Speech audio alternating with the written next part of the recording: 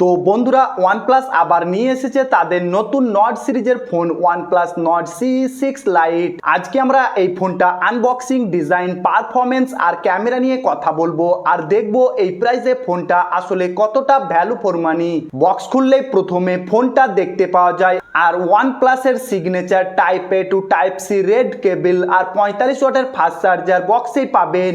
মানে ভাই বক্সের ভিতরে প্রায় সবকিছুই দরকারি জিনিস পাওয়া যাচ্ছে, আপনাকে আলাদা করে আর কিছু কেনার দরকার নেই।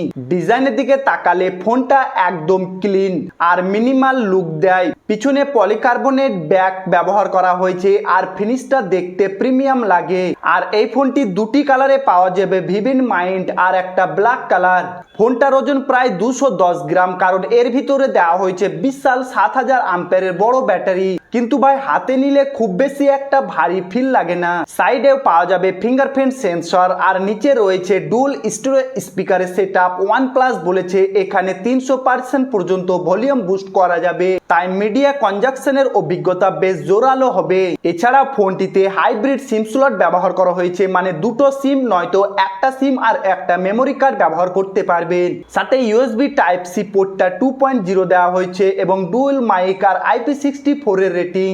সাথে মিলিটারি গ্রেড 810 এর সার্টিফিকেশনও দেওয়া হয়েছে, তাই ডেলি ইউজে ফোনটি যথেষ্ট টাফ মনে হয়। আর ভাই সামনে রয়েছে 6.72 ইঞ্চির ফুল HD প্লাস LCD ডিসপ্লে। সবচেয়ে ইন্টারেস্টিং ব্যাপার হলো এখানে 144 হার্টজের রিফ্রেশ রেট দেওয়া হয়েছে। স্ক্রলিং এর সময় UI ট্রানজেকশন বা গেমিং সবকিছুই কিন্তু অনেক স্মুথ লাগছে। ডিসপ্লেটিতে 1000 নিটস পর্যন্ত ব্রাইটনেস দিতে পারে, তাই আউটডোরে কন্টেন্ট দেখতেও খুব একটা সমস্যা হবে না। আর 240 হার্টজ টাচ স্যাম্পলিং রেট থাকায় ডিসপ্লেতে টাচ রেসপন্স খুবই ভালো হচ্ছে।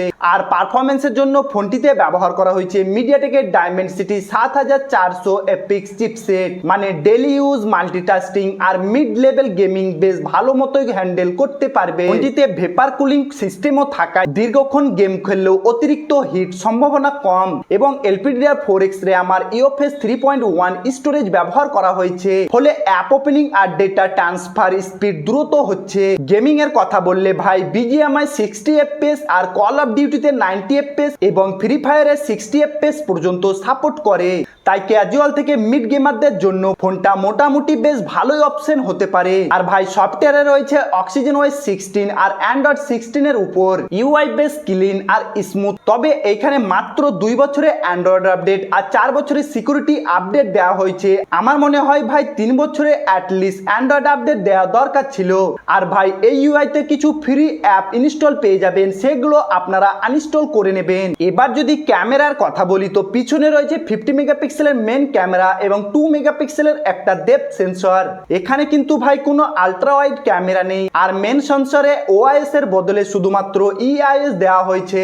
মানে এই ফোনটিতে আপনারা ভালো লাইটের ছবি, যথেষ্ট ডিটেলস আসে আর কালার বেশ ন্যাচারাল দেখায়। আর রিয়ার ক্যামেরা দিয়ে ভাই আপনারা 4K 30 FPS পর্যন্ত ভিডিও রেকর্ডিং করতে পারবেন। আর সামনে রয়েছে মাত্র 8 মেগাপিক্সেলের সেলফি ক্যামেরা আর সামনে আপনারা 1080 30 FPS এই ভিডিও রেকর্ডিং করতে পারবেন। সবশেষে সবচেয়ে বড় হাইলাইট, মানে এর 7000 আম্পিয়ার ব্যাটারি। হেভি ইউজার হলেও ভাই একদিনের বেশি ব্যাকআপ পাওয়ার সম্ভাবনা রয়েছে।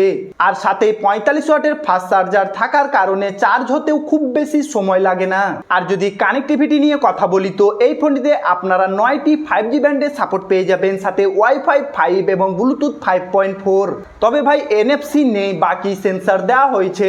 এবার যদি প্রাইসের কথা বলি তাহলে ভাই 6GB প্লাস 128GB ভেরিয়েন্টের দাম শুরু হচ্ছে 20,999 থেকে। আর বাকি ভেরিয়েন্টগুলো আপনারা দেখে নিন। আর সব ভেরিয়েন্ট থেকেই আপনারা 2000 ব্যাংক অফার কার্ড লাগাতে পারবেন। তো ভাই আমার মনে হলো যে প্রাইসটা আরেকটু কম হলে ভালো হতো, কারণ ক্যামেরা সেটআপ খুব একটা ফোনের ভালো না এবং এখানে IPS ডিসপ্লেও ব্যবহার করা হয়েছে। এখানে কোনো সুপার অ্যামোলেড ডিসপ্লেও ব্যবহার করা হয়নি। আপনাদের কি মনে হচ্ছে ভাই অবশ্যই কিন্তু কমেন্টে জানাবেন। আর শেষে যদি বলতেই হয় তো ওভারঅল যারা বড় ব্যাটারি আর স্মুথ ডিসপ্লে আর ব্যালেন্স পারফরমেন্স ফোন খুঁজছেন তাদের জন্য OnePlus Nord CE6 Lite ফোনটি একটা ইন্টারেস্টিং অপশন হতে পারে। তো বন্ধুরা ভিডিওটি কেমন লাগলো অবশ্যই লাইক শেয়ার তো করবেনই এবং চ্যানেলটি সাবস্ক্রাইব করে সাথেই থাকবেন। দেখা হচ্ছে আবার কোনো নতুন ভিডিও নিয়ে।